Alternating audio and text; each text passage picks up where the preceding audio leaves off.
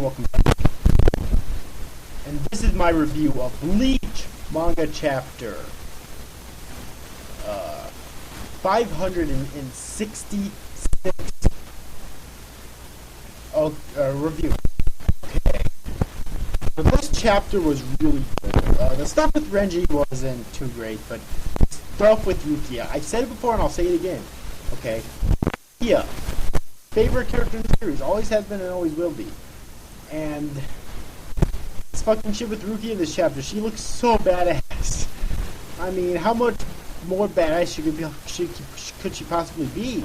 Well, she could. But yes, anyways though, this is my review of 566 entitled, What is Yours? Okay. Let's get to it then. Oh boy, so the stuff with Renji, well, I guess wasn't too great. It got really good, I think, when it got to Rukia. First, let's talk about the stuff with Renji, though. Alright.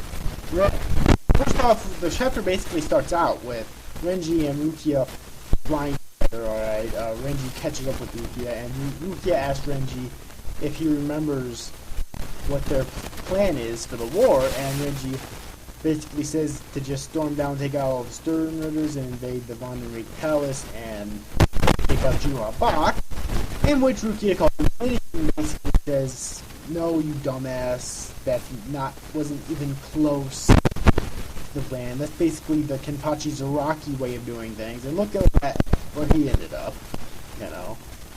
It isn't too surprising because Renji did used to serve under Kenpachi Zaraki in Squad 11, so he kind of still has that mentality quite a bit, but, you know, yeah,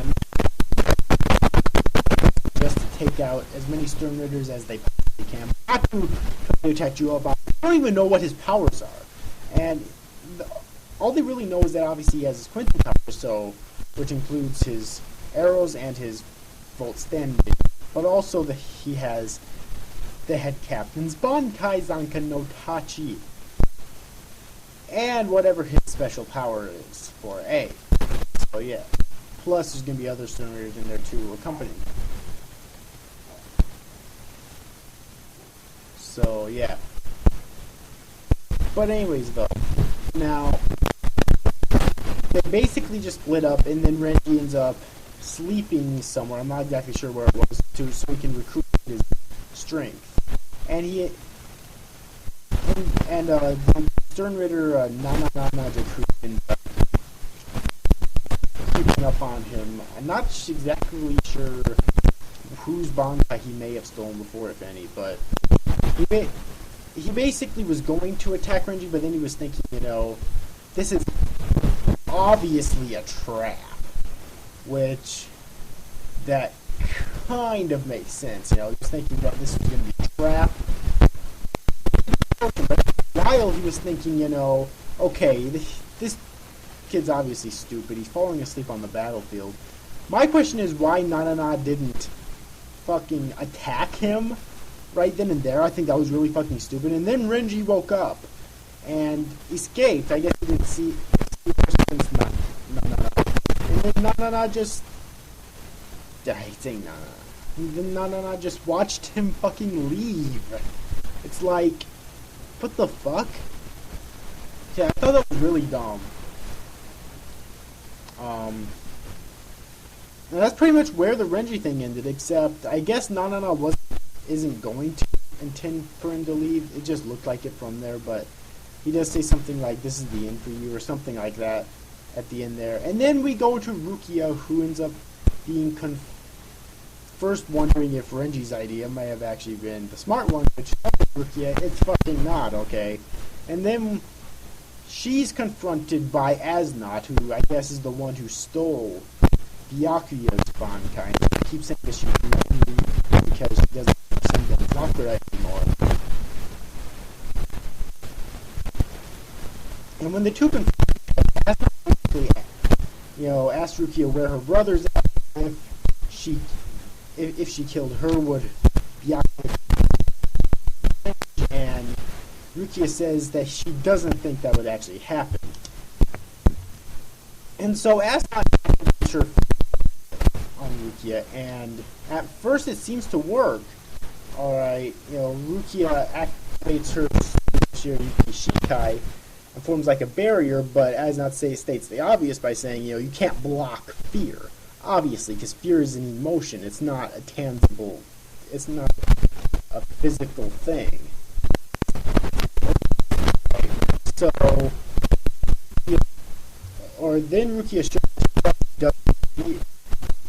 it's not working, and she asks Asnot, what is your fear? Is it facing an fear? Something like that. And that's basically where the chapter ends.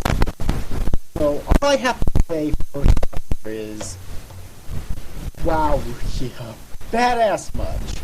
You don't fear anything, huh? Well, it seems that way because Asnot's power isn't working on her.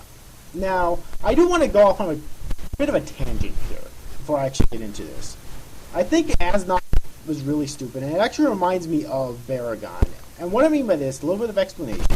If you remember back with Baragon, he says, I can age anything, there's nothing that my power can't age. That very statement would mean he's not power. And that's kind of the downfall. Alright. So, and here, as there's nothing. She said back when she fought Manga that every living thing is insusceptible to fear. Right?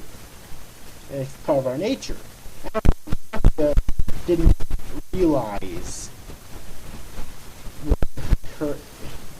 his power at first kind of affected him, but now Rukia knows his power and she's able to kind of push her fears aside. And she didn't, I guess, didn't even fucking consider that her power could, being too obvious, so it would affect her as well, or him, or whatever the fuck it is. So it's like, I don't know.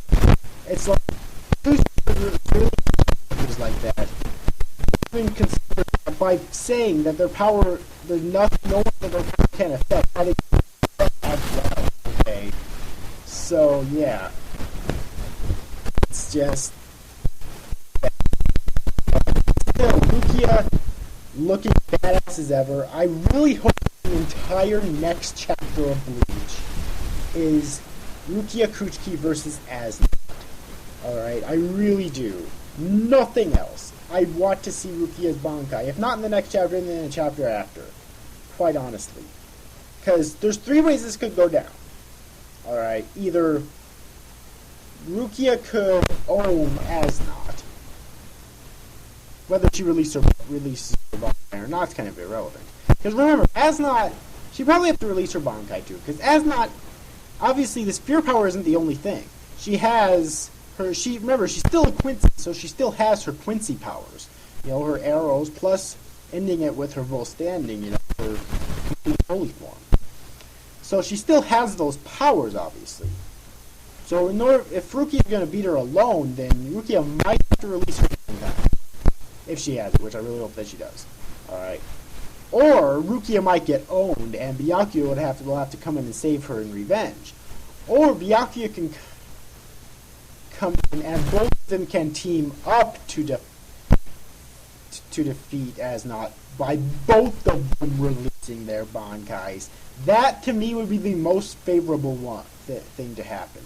That, I honestly think would be fucking I think it would be fucking awesome if that actually happened. Alright. So yeah, another thing I want to say is that Rukia is really fucking cocky right now. It seems like whenever you get trained in the Royal Palace, a new level of cockiness enters you. It happened with Rukia, it happened with Renji, it happened with Ichigo, even though he didn't confront an enemy yet.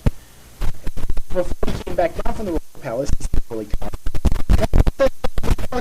Byakuya, he was probably one of the cockiest characters in the entire series.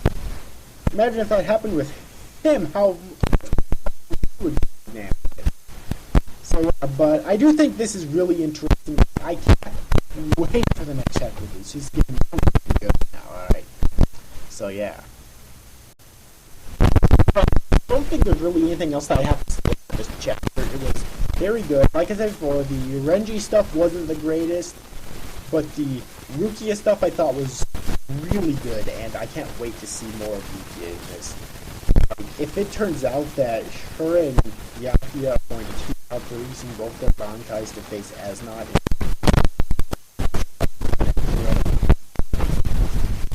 again, I find it really difficult to predict things in Bleach, but, you know. Even so, if she releases her Bankai, I would be happy. Okay? If she releases her Bankai, I would be happy. So I'm just about that. Anyways, I hope you enjoyed this review, guys. Thanks for watching. Bye-bye.